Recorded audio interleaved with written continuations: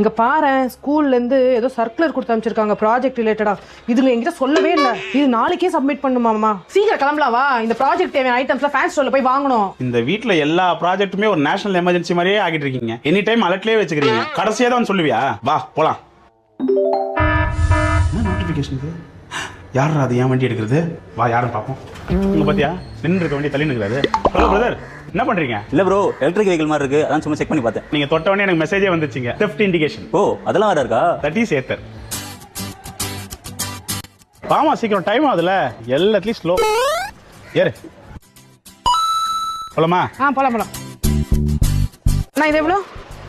வாமா டைம் ஆகுதுமா. என்னமா பசங்க ப்ராஜெக்ட்டுக்காக வந்தியா இல்ல ஸ்பேஸ் மிஷனுக்காக பொருள் வாங்க வந்தியா? இல்லம்மா, வரமா வாங்கிட்டு இருக்கேன்ல. பூட்டு தர உள்ள வைக்கணும்.